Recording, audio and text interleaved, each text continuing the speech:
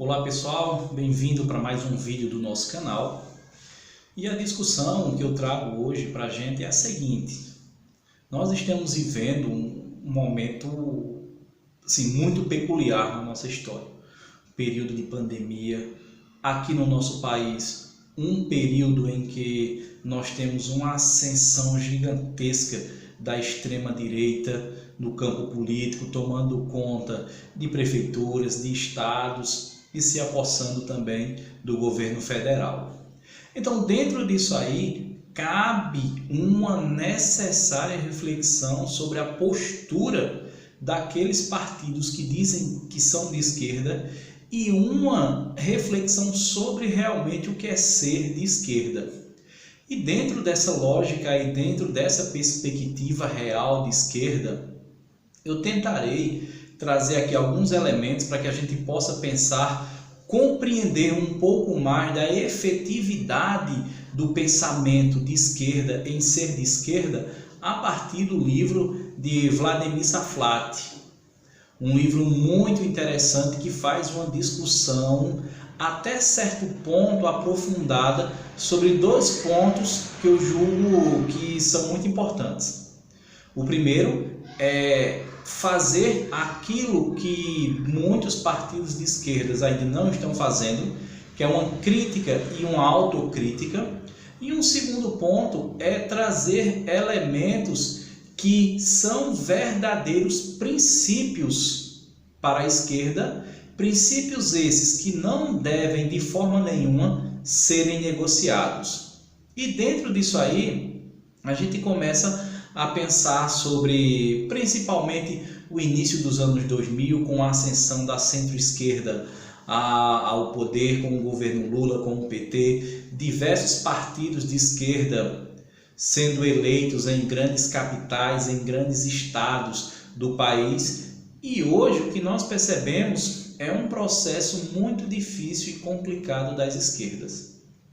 Em um outro vídeo eu fiz aqui um comentário a partir do momento em que as esquerdas transformaram o seu povo em massa.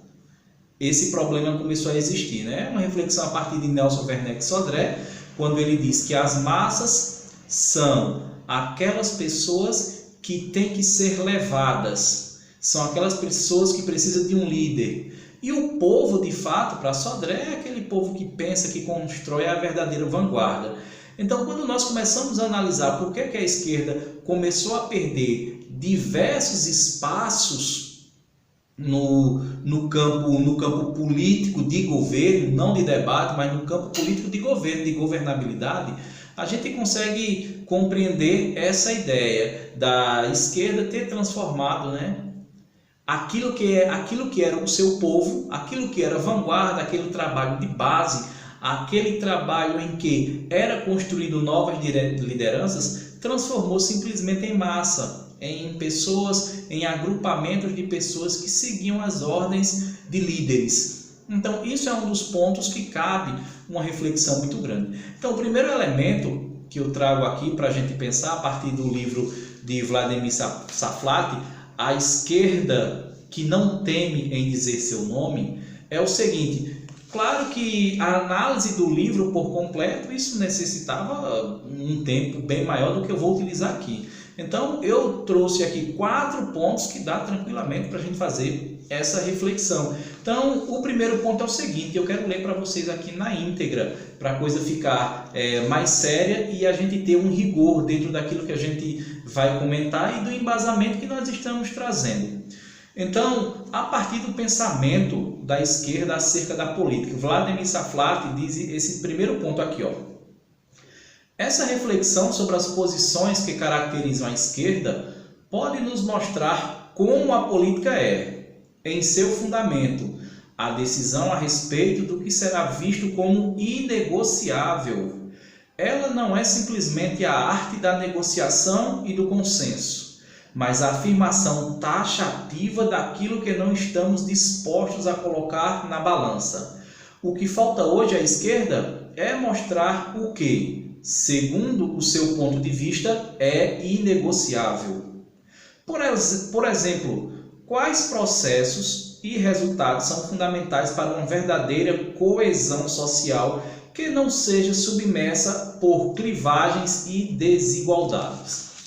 Então, esse é um convite que o Vladimir Saflati nos faz, que faz às esquerdas, para pensar verdadeiramente em que, na sua prática, são princípios que são inegociáveis. Então, essa crítica que ele faz está diretamente ligada aos últimos governos da esquerda e centro-esquerda, seja no âmbito municipal, estadual ou até federal.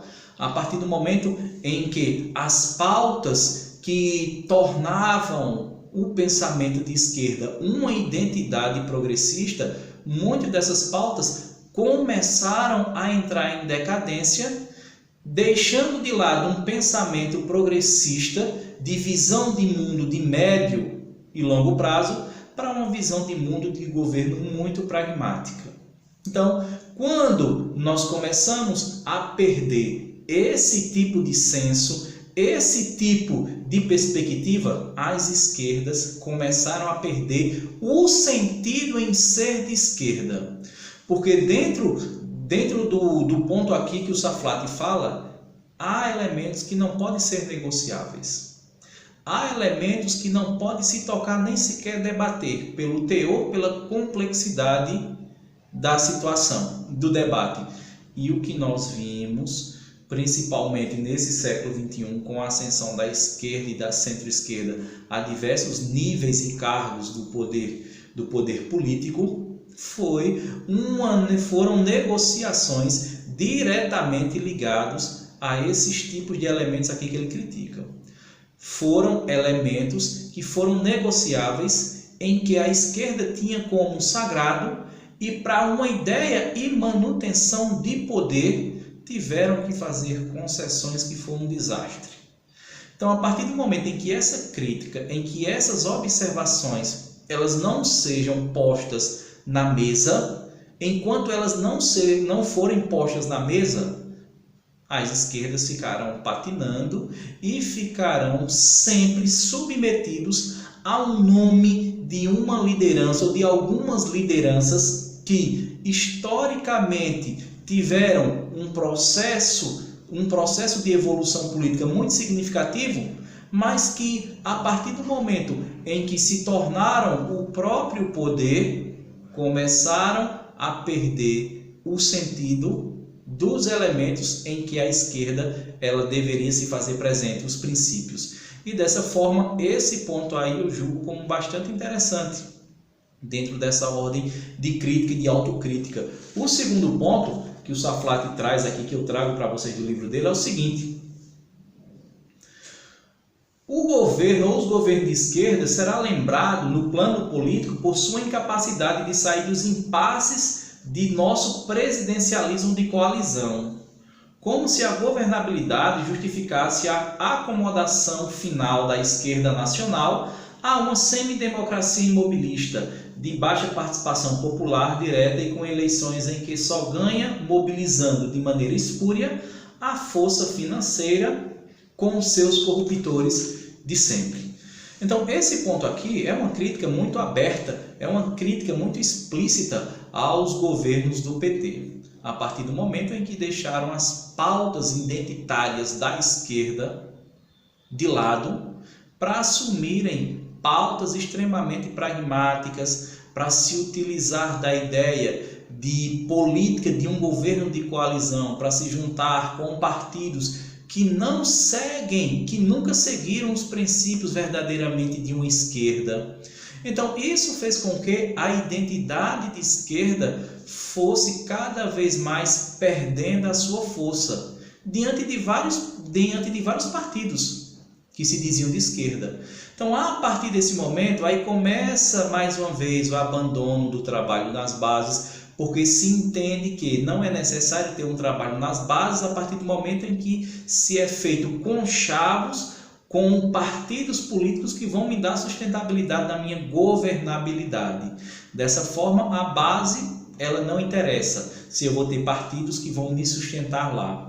E foi diante dessa mentalidade que a derrocada dos partidos de esquerda nos principais cargos, nas principais prefeituras das capitais, das principais cidades do país, como também de diversos estados e também da presidência da República, que nós começamos a perder o foco. E o Vladimir Saflati coloca de forma muito contundente. O foco que nós perdemos foram os princípios que foram negociados de uma forma espúria, de uma forma em que privilegiou partidos políticos de um histórico de corrupção terrível e que, estando uma vez na lama, trouxe para a lama também esses partidos de esquerda.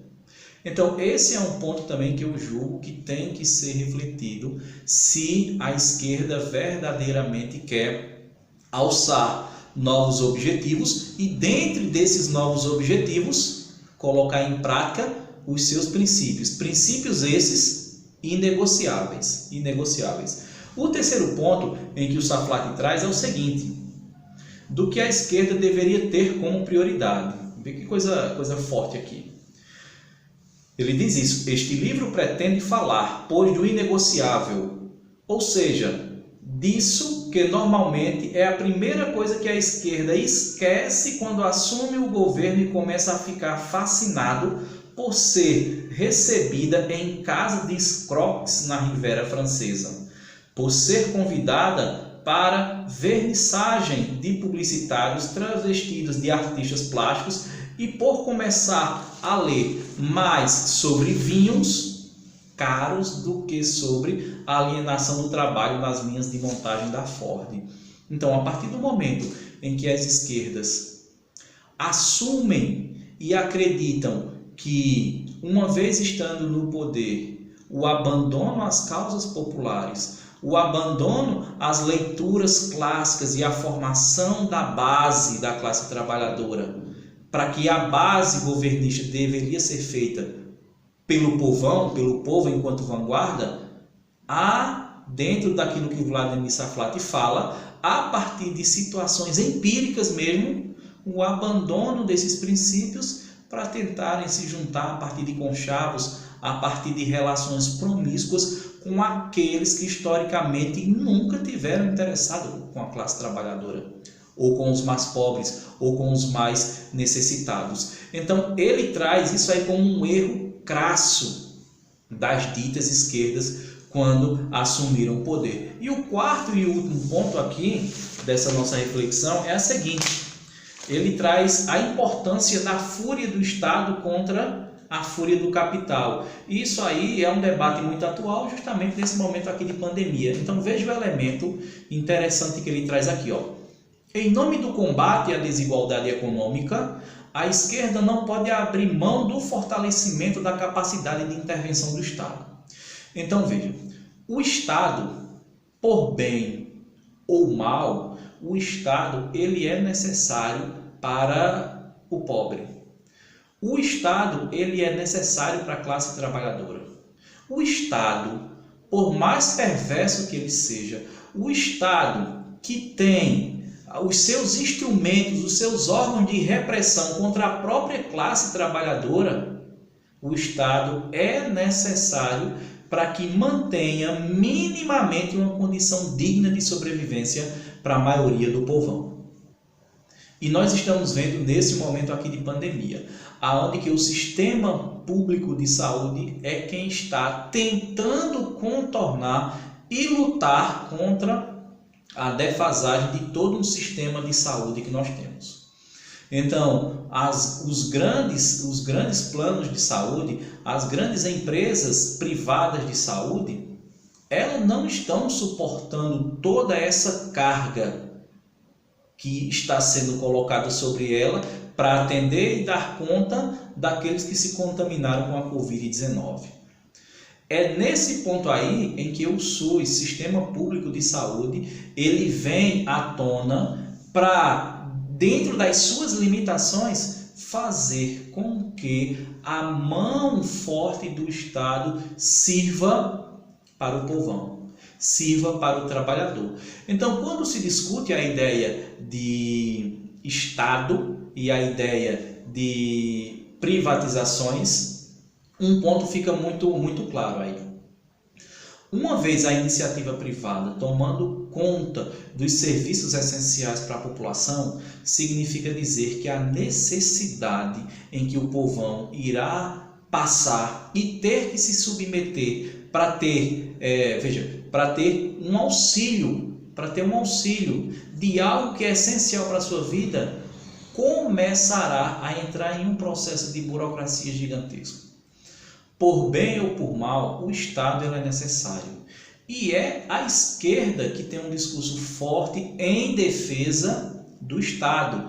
Não apenas em defesa, mas do fortalecimento do Estado, não simplesmente de fortalecer por fortalecer o Estado, mas entender que o fortalecimento do Estado está diretamente ligado a uma melhor condição de vida para o povão, para os mais necessitados, pessoal.